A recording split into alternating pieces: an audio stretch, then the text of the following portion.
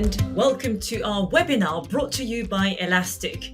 Today we're going to explore modern law enforcement with a discussion on breaking data silos for faster, smarter policing.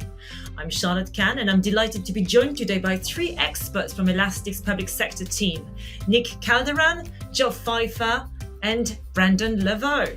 Thank you for joining us. Now, we're having this conversation today because across the world, law enforcement agencies are facing a new kind of challenge, one that is not about resources or even regulation, but about data. From surveillance footage to mobile devices, social media, drone telemetry, and internal databases, there's more information than ever before for police forces. Yet much of it remains fragmented, isolated, and difficult to use in real time. So today we'll explore how Elastic's Search AI platform can help agencies connect those dots, turning complexity into clarity and data into action. So let's get started with a key challenge here, which is data fragmentation and why it's such a critical issue for law enforcement today. Nick, let me turn to you to start with. You've worked with law enforcement agencies at state level. So what do you see as the biggest data challenges today? Yeah, absolutely. Thank you, Charlotte. So for me and the agencies I've worked with, right, I see access to the data and ingestion as some of the major challenges that they face, right? Ingestion can be difficult because it's spread across so many sources, right? You mentioned a few, but that, goes into, the CAD, the body worn camera footage, digital forensic data, right? How do you get that into a common platform and a common format so you can search across, you can correlate it, drive insights to that data, right? And Elastic is really part of that answer to be able to bring it into a common format. And the second part of that, right, is access to that data, right? These entities have so many different stakeholders and consumers who need access to that data at different levels. So you've got officers on patrol. You could have private sector utility companies, right, who need access to critical infrastructure data that's being hosted by the state police, right? Just as an example. There's partner agencies involved there too. So it's not having a core user base that's highly distributed. So ensuring controls on that sensitive data, being able to control who has access to it while in a common format so that they can search against it and make use of it. Thank you so much for that. Now, Josh, you work closely with federal agencies. From your perspective, how is the explosion of data shaping investigations or operations? Yeah, I think a little bit of this actually kind of ties in really well with what Nick was saying, is that some of this data, you've got all these different data sources. You've got, 10, 15, 20 different places where a lot of this data actually lives. And being able to actually find that data, being able to search through it, that means you're logging into 15 different systems with 15 different ways of searching the data and trying to find the information that's really valuable there. So that's where having that common data platform that incorporates those things, like Nick was also saying, the access part of that, having role-based access control and attribute-based access control built into the platform. So it helps to be able to access the data, search through it in one manner versus having to know 15 different ways of actually trying to search through and find all the things that are going to be helpful there. Because we want to make life simpler for the investigators, simpler for the analysts actually trying to find all this information, and having that single platform to be able to do that while still being very open and be able to allow access to all the different sets of data and types of things that are there. That's going to be the really important piece of how we tie all that together. So you have both very aptly described the scale of the problem, but there's also an opportunity there, of course. So Nick, could you tell us maybe a bit more about how Elastic's Search AI platform can help bridge the silos you've mentioned in practice? Yeah, absolutely. And so, I think the core piece of it, right, is Elastic gives us a central data platform, right? A centralized data store, some people call it. But, within this platform, we have the ability to ensure that granular access to the data, right? I talked about that a little bit before, but more in depth, it's being able to do it on a role-based level. So, we can say, hey, this law enforcement officer can have access to data within his county. But how do we enforce that is, we ensure that there's a tag inside the data that says, based on Monroe County, we're going to call it and ensure that, law enforcement officer on the ground can only see data when he logs in related to that. So Elastic provides very granular controls so we can have fidelity of data and what they can access, and that kind of comes with an understanding of, we have this large amount of data. we are able to then parse it because Elastic's bringing it in, putting it into a common schema as we're doing that ingestion. So we have, speed of search. We have control of how we can see it. And now let's break it together so we can string it into pieces of an investigation. Right. And the data spans across multiple tiers as well, right? We talked about body worn camera footage or digital forensics or system infrastructure at a critical infrastructure facility. So how can we, pivot to searching video with just a common text schema, right? Saying, hey, find me a man approaching a fence, right? And we're going to be able to find an image, right, that's linked to that. Or do we need to pivot and say, let's build correlations so we can see potential, right, denial of service attacks against our firewall on this piece of critical infrastructure, right? Elastic is a dynamic platform. It has a lot of capability around that. And we, right, those are two very different use cases, but we've got the power within the platform to do both. Well, that sounds like a real game changer because you are able to work across various platforms, but also different formats. Yeah, no, exactly. That's the big piece of it, right? The structured versus unstructured data, and being able to take that in and provide, parsing across the different data sets, so we can understand that. And I know that Brandon and Josh may have some pieces to add there as well. Yeah, that sounds very impressive. Now, Brendan, could you walk us through a real world inspired demo to really illustrate how multiple data sources can be unified and analyzed seamlessly? Yeah, absolutely. Thanks for that intro, Charlotte. I'm going to go ahead and pull up my screen here. All right. Yeah, so I'm going to run through a few slides, I think, before we dive into this demo, just to kind of introduce some of the concepts we're going to be dealing with and the data sources we're going to be bringing in. So let's go ahead and intro this. So quick demo overview. I think, as we touched on a little bit earlier, that Nick and Josh mentioned, Elastic a lot of times is thought of as for log data and things like that. But really, there's a lot more use cases when it comes to investigations and really just any sort of data analyst, right? Data analysis within the platform. So that's kind of what we're going to show today. So we're going to go into a little bit of a scenario for this demo. So we're going to kind of set the scene here with the next slide. It's 8:30 in the morning, right? Let's say you're working at, a law enforcement organization or the like. It's 8:30 and your boss sends you an email and just says, hey, take a look at the arrest that took place in Times Square in May. Some guy got away. You don't have a lot of information. You don't really know where to start. You have a ton of data. You probably look something like this guy in the image here, stressing out, tons of data feeds, mobile forensics data, right? And you got to find out what's going on quickly and synthesize a real summary that you can act upon in a relatively short amount of time. So for this demo, just to kind of give an intro of the data we have here, we have two different kind of synthetic simulated reports databases. We have 6 different artifacts from, mobile forensics. So if you think of other, kind of mobile forensics acquisition software, kind of the output of that, right? 12 different license plate reader feeds that we have feeding into this system. And really what that boils down to is 2 types of data, or static data in the form of forensics and reports, and our streaming data in the form of those license plate reader feeds, right? So we're going to use those 2 different ingest methods to reflect that. Another quick background, mobile phones, mobile devices these days log everything, right? Obviously, you expect it to have your text messages and things like that on there, but we also have so many other kind of artifacts in these, on these devices that when we do mobile forensics, we can really help recreate a scene. One of the issues, however, is the fact that, on these mobile devices, each one of these artifacts is its own database. So we're bringing all of those to bear in a single platform, linking them across, time series logs, and using that to recreate what exactly happened.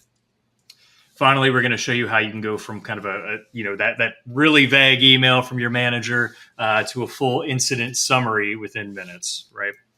So real quick, it all starts with ingest, right? So Elastic has hundreds of out-of-the-box integrations to be able to make this easy, right? Standardized logs, various tools, things like that. We can bring all of that into the platform. We also have connectors to bring in your other databases and connect those into Elastic to make that easy. So let's go ahead. We're going to utilize our file upload feature to upload a, kind of an export of an SMS database from a mobile forensics acquisition. So we're going to go ahead. We can use this feature to easily import that. And we're going to go to advanced. And one thing I really want to highlight here is the ability in Elastic to automatically have it build out your ingest pipelines to make this super easy to repeat and to modify and enrich this data as it's coming in. We can use things like a semantic text field, right? And this is going to generate those vector embeddings to be able to really do that semantic search across the data. So understanding if someone was talking about Java, the programming language, versus Java, the cup of coffee, that's the sort of analysis we can enable by enriching that data upon ingest.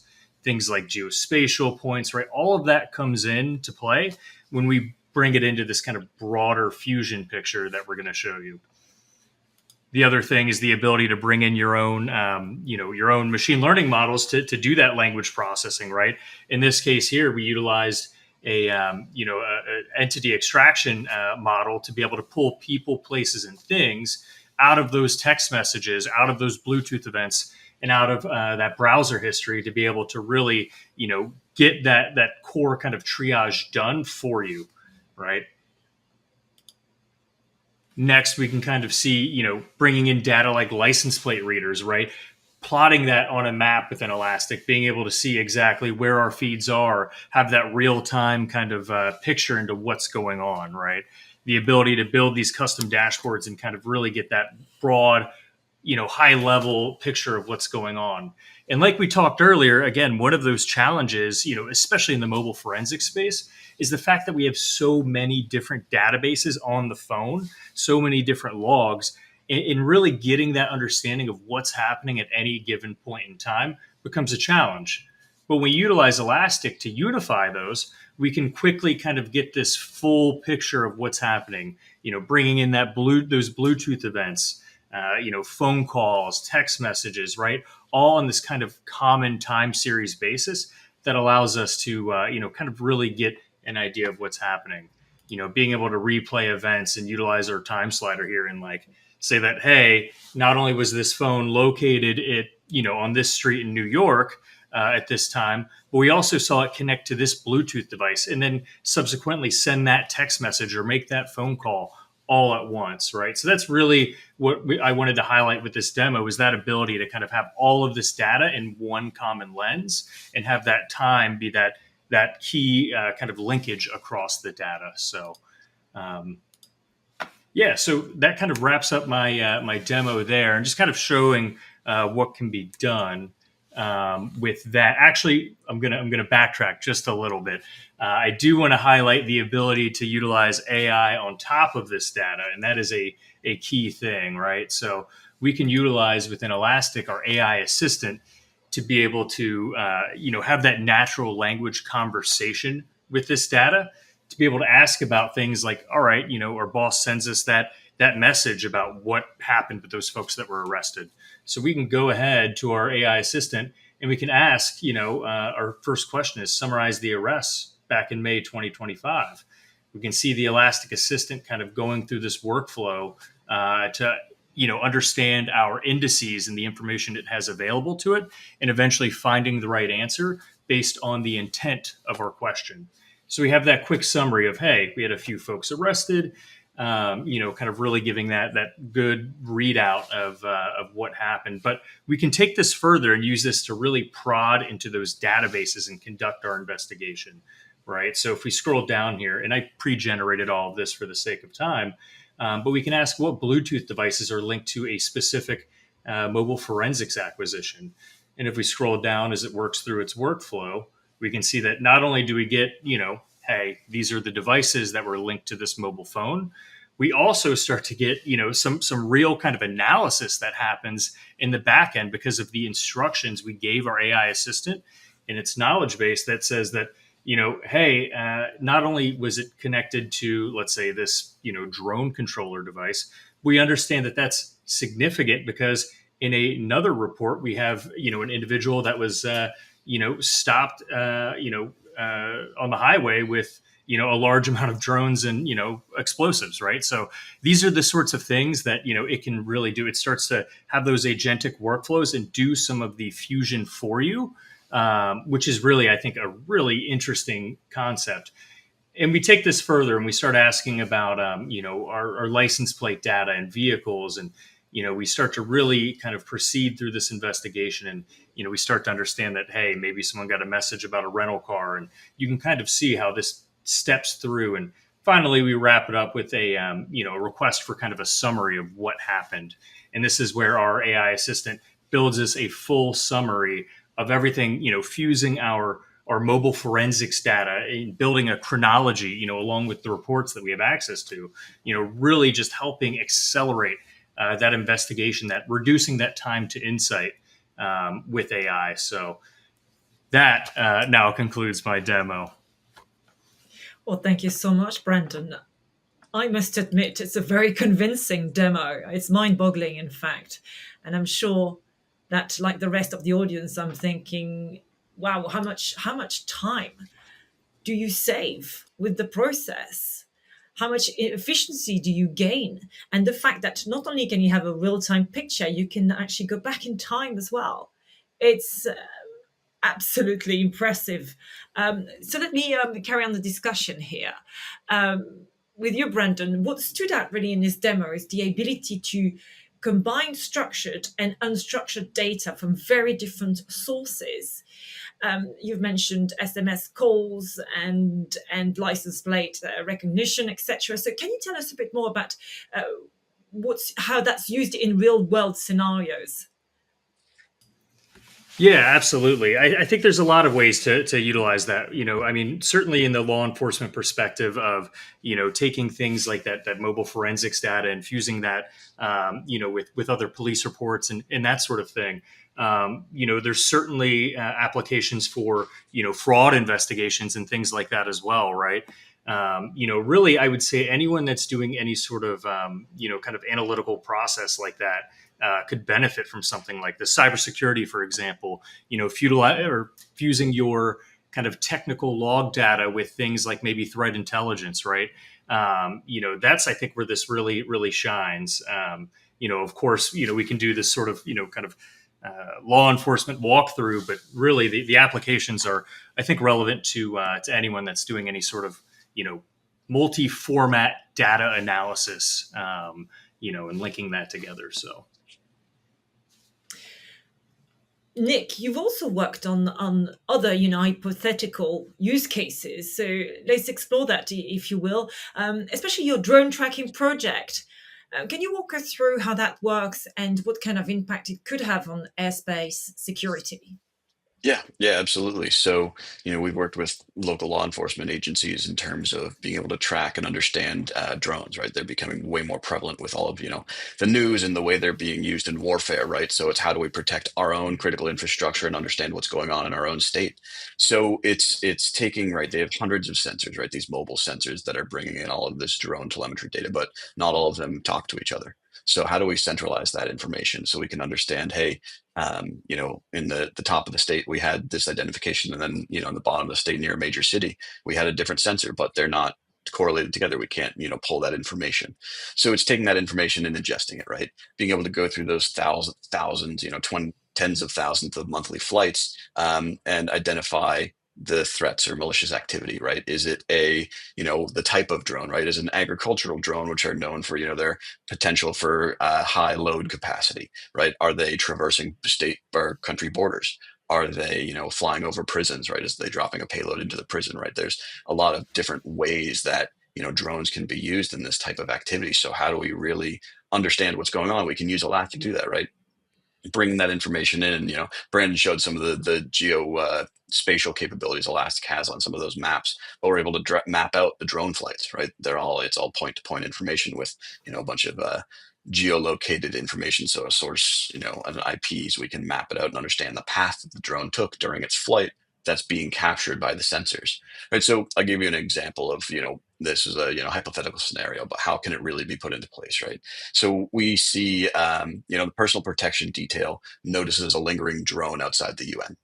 They, diplomatic security then goes and contacts the local law enforcement and says, hey, what information do you have for us? So the analyst can log into this platform, go to the UN building on the map, see potential drone activity that this sensor picked up, and so they're going to pull the tracking information. We're going to go historical and say, okay, this was the serial number. Here's the history of this serial number, where flights we've seen, where were the other locations we saw, and basically the pattern. So was it just a public user and they were flying around and getting a cool shot, or has this been in weird locations that we wouldn't expect it to be, and be able to pass that information over to the diplomatic security team. So it's being able to just take that type of information, of a simple drone flight, which could be a public user, or is it malicious activity, right? And it goes further into correlating activity and detecting potential malicious patterns, but that's really kind of the core of it. Okay, thank you so much for that. Now, Josh, you've done work around digital investigations. Can you tell us a bit more about how unified search could transform the way agencies handle mobile forensics or digital evidence, for instance? Yeah, absolutely. So I think one of those things is obviously by having that single platform that's there where all of this data is now in. I think Nick and Brandon have done a great job here of kind of both describing and showing us kind of how we're able to really break down those barriers of being able to access and see the correlations and all that kind of stuff with the data. But by having a unified platform that starts to incorporate other more advanced artificial intelligence capabilities, machine learning capabilities, things like agentic AI, even within to the platform, that also allows you to do things like automated investigations, using that as the kind of basis of the investigation, where you still keep the human in the loop, right? I think that's going to be a pretty core kind of component of this, especially from a law enforcement perspective, but allowing it to do some of that initial investigation for you, being able to have an agentic system that can take that data and then goes through and start looking at all the things that are related to it. How can it maybe be related to other things that you as the investigator don't really pick up because it's a really small correlation, but the agentic system can kind of see that and help point that out for you. I think that's going to be a really important part of this, is having that platform that brings all of your data together to really make it accessible, to make your analysts, your investigators more efficient, and to really help you get those insights much quicker than you would be able to otherwise. Absolutely. Thank you, Josh. Brendan, I just want to go back to the work you have done, especially on bringing together intelligence from multiple public sources. How difficult was that? What were the key challenges? And why is speed so important in terms of this case and this use case? Yeah. I would say, historically, a lot of, what this, kind of data fusion looked like in the past was swivel chairing and, kind of shifting around and, opening multiple systems and, that sort of thing, right? Kind of that super manual process that was, pretty challenging. Right now, I would say when you utilize tools like this, right, we're able to kind of break down those stovepipes and, bring everything into that common picture, right? I would say, speed being key. Really, I would say in most investigations that speed is critical. I mean, of course, with law enforcement, I think, timeliness. If you're investigating, some sort of violent crime or something like that, obviously huge. Want to get to that insight as fast as possible. But even when it comes down to other applications, fraud or maybe kind of that slower burn financial crimes, right? I mean, you could have money flowing out the door every day, and that speed still applies, right? So by bringing everything into that kind of common feed, breaking down those stovepipes, making your investigations faster, that comes down to, ultimately resulting in, maybe it's preventing more crime, maybe it's preventing more financial loss. That speed kind of certainly critical. Well, the benefits are very impressive and very tangible indeed. But I'm sure many people in the audience will have something on top of their mind that is very important when you're handling this type of data, and it's trust and ethics, because your solution is scarily efficient and good here. So, Nick, can you maybe expand on how Elastic can ensure that this kind of technology will really support transparency and responsible data use? Yeah, absolutely. So, Elastic always ensures, right, the responsible data use by keeping customers in full control of their data, right? That's, owning it, understanding where it's stored, how it's stored, how is it accessed, right? We talked about some of that granular access control we have, and then how is it retained, right? Are they in control of that retention? The answer is yes. So it's those built-in security access controls, the audit trails we can provide for access to that data. And then as we fall into, the larger known for compliance and industry regulatory standards, Elastic's, cloud platform or even on-premise platforms, right? We're going to fall into those compliance frameworks. And, we've got the track record and kind of the assurance that exists for our customers.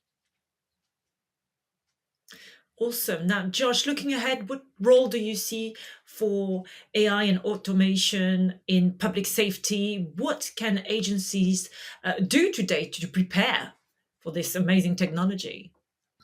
Yeah, I think one of the things there that's actually we're seeing is that a lot of agencies have been a bit hesitant to maybe adopt some of the AI capabilities because they are scared of what it can do. They want to ensure that customer data is protected correctly, and I think that's one of the things that's really important here is that in a solution like Elastic, when paired with different LLMs, you can run these in air gap networks. You can run them in disconnected, very secure environments to ensure that the actual data itself, like Nick mentioned, you still own it. And then sending it to an LLM, you can also send that to an LLM that you control, that you make sure that the data itself is not being sent out to just the internet where it's making that publicly available or anything like that. So I think that's a really important piece of that. And I think one of the things that I would definitely personally like to say is that the time is really now, right? AI is here to stay. I think it's going to be important that organizations really kind of realize and accept that and start moving into what can we do to actually take advantage of this capability instead of just being scared of it because we're a little unknown for it right now. I think that's where just taking the steps to get data platforms that help to bring all this stuff together and then leverage that AI capability on top of everything to help with the automation, to help identify all those trends and everything within the data are going to be really important. And Josh, I have a follow-up question for you because you've mentioned that maybe some agencies were a bit hesitant to use the technology. How about skills here? How difficult is it to use the technology? Because I'm sure that some people are a bit reluctant to upskill when they see it as this groundbreaking, very innovative technology. And of course, Brandon made a demo and the platform seemed rather easy to use, of course, but how much upskilling is necessary in order to make the full use of this technology? Yeah, I would say very little, honestly. And I think one of the main benefits here is that you don't have to have people upskilled on all these different platforms. You don't have to have them have, 15 different logins to 15 different systems with 15 different ways of trying to access the data. Now it becomes one platform that you have where all the data is ingested into that. It makes it much simpler and much easier to actually take advantage of everything there. And that's both from a data management perspective, but also from that user access perspective. Well, that's a very important point. Thank you for that. Now, Brendan, final thoughts from you, maybe before we conclude. Where do you see the biggest opportunity for innovation in the next few years in your field? Yeah, I think it's the one I would say kind of the first part of it would be the application of these sorts of capabilities, right? That breaking down those stovepipes, having these common systems where we can fuse this data in a single platform, right? I think that's going to be revolutionary in and of itself. And second, I would say on top of that is the application of kind of more of the agentic AI workflows in conjunction with this, right? The ability to not just have these sorts of conversations with an AI assistant or a chatbot that help walk you through the investigation, but more so having the AI within kind of certain guardrails be able to work through processes and make its own kind of decisions, along the way, and then kind of just spit out a result at the end, right? Of course, having observability throughout that process. But really, I would say more of that agentic workflow on top of, this sort of, retrieval augmented generation utilizing your data. And a question before we conclude, maybe what's next for Elastic in the public sector? Is it predictive analytics, cross-agency collaboration, resilience?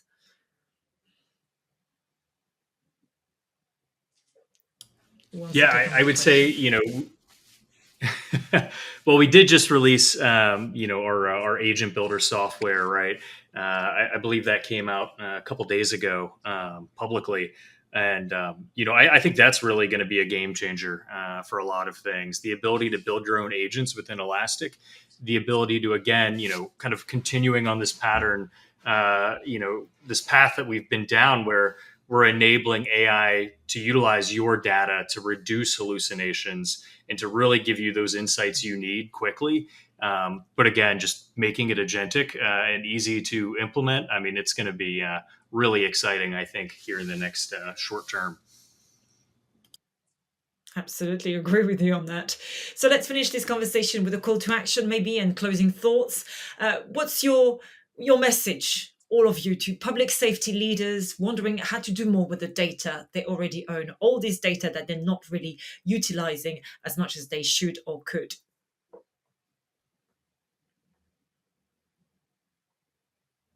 I mean, I'll just start out with, right there. There's a lot of data out there. Elastic, as we've talked about, is great to be able to bring that in and give you insights to it. So we're, just gonna leave it open. We're happy to have a chat and show you what we can do. So please feel free to reach out there. Yep. And for me, I think definitely, I already kind of mentioned, right, the time is now to really kind of get into the AI space and to start leveraging this capability for everything. I think if you kind of wait a little bit too long, you're going to be very behind the the cutting edge, the innovation that's actually happening out there. So it's really important that we stay ahead of that we try to help things that are going to be really important. I think that's where personally I would like to say that's what it is. Okay, so don't hesitate. Just and I would echo. I would echo similar sentiments. Right. I mean, I think the the potential benefits are too great to sit around and wait on. Right.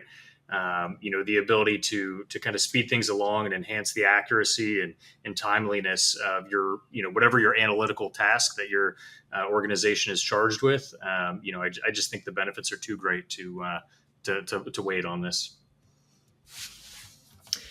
Well, many thanks to all of you for this fascinating conversation.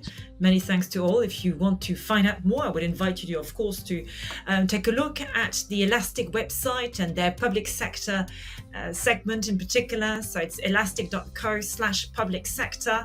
You have all the details on the slide.